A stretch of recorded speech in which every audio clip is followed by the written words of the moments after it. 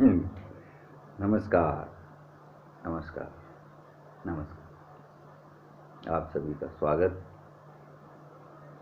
आज हम आपको अभाव, भाव और प्रभाव के बारे में बताते हैं। मैंने ठान रखा है 3 शब्दों के आधार पर बोलता हूँ। तो अभाव क्या है? भाव नहीं है। अभाव क्या चीज है? भाव नहीं है, सीधी सी बात है।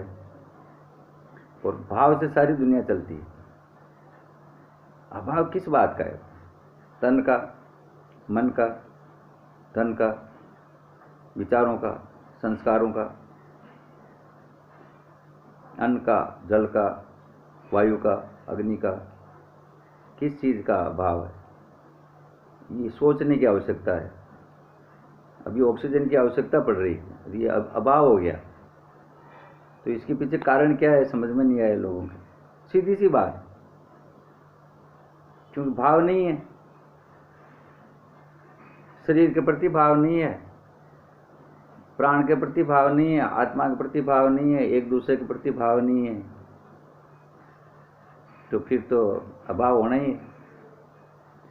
और भगवान के प्रति भी भाव नहीं है। भगवान खुश नहीं है। अब खुश नहीं तो फिर अभाव ही है, सीधी सी बात है। अभाव किस बात का है? अभाव में न कमी, अभाव में न भाव नहीं है, भावना नहीं है आपकी। भावना सबकी मर गई, स्वार्थ में घुस गए। मेरा परिवार, बस समाज, देश जाओ, कोई के पेंदे। देश की कोई सोचता ही नहीं। ऐसे ऐसे नेता पैदा हो गए जो बोले मैं वो कैसे वोट ले लूं, कैसे जीत जाऊं। चाहे कैसे भी करो, चाहे बांटो काटो, कुछ भी करो, लेकिन मुझे चुनाव जीतना है, मुझे चुनाव लड़ना है, मुझे राज करना है। देश की चिंता नहीं है। तो ये देश के प्रति समझो, भगवान के प्रति समझो, अपनों के प्रति समझो। ये अभाव पैदा हो गया। अब इसका सीधा साधा प्रभाव क्या पड़ेगा आपके सामने है। तो सबसे पहले क्या करना पड़ेगा? प्रभाव को मिटाने के लिए, अभाव को मिटाने के लिए, अभाव को मिटाने के लिए सबसे पहले भाव पैदा करना पड़ेगा अपने प्रति, अपने प्रति, अपनों के प्रति और देश के प्रति भाव होना चाहिए बस। तो भाव आएगा तो अभाव अपना आप ही खत्म हो जाएगा, सीधी सी बात है। व्यापार में है क्या है? भाव बढ़ गया साहब, भाव घट गया साहब, इससे व्यापार चलता है। ऐसे ही भगवान के यहाँ भी भाव नहीं। आप प्रसाद चढ़ाओ तो उसमें भाव नहीं है, तो वो प्रसाद कुछ नाश्ता पानी है और कुछ नहीं। कोई नाश्ता पानी है, भगवान को खिला रहे हो। भगवान क्या खा रहे हैं बताओ? फिर आप ही खा जाते हो। तो भगवान के यहाँ क्या चढ़ा? वास्तव में भाव चढ़ा बस। तो मैं आपको, आप सब समझदार हो, ज़्यादा नहीं कहूँगा।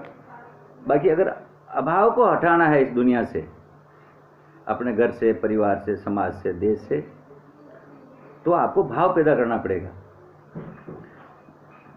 भाव पैदा होते ही फिर अभाव हट जाएगा और उसका फिर प्रभाव पड़ेगा। प्रय लगते ही वो चीज़ बड़ी हो जाती है। जैसे मंत्री, प्रधानमंत्री, अध्यापक, प्राध्यापक, सार, प्रसार, ऐसे ही भाव, प्रभाव, प्रय लगते ही वो चीज़ बड़ी हो जाती है। इसलिए हम आपसे निवेदन करेंगे कि अगर आपको अभाव मिटाना है तो सबसे पहले क्या करना पड़ेगा? भाव पैदा करना पड़ेगा और उसका सीधा साधा प्रभाव पड़ेगा। मैं शादी विवाह में 99% नहीं जाता हूँ, 1% किसके लिए रख रखा? एक कंकुपत्री आती है, बोलो किसी के थ्रू भेजेंगे, बोले वो गुरुजी को दे देना, शादी में आवे। तो ये तो क्या है? तो अभाव है जी। तो फिर भाव क्या है?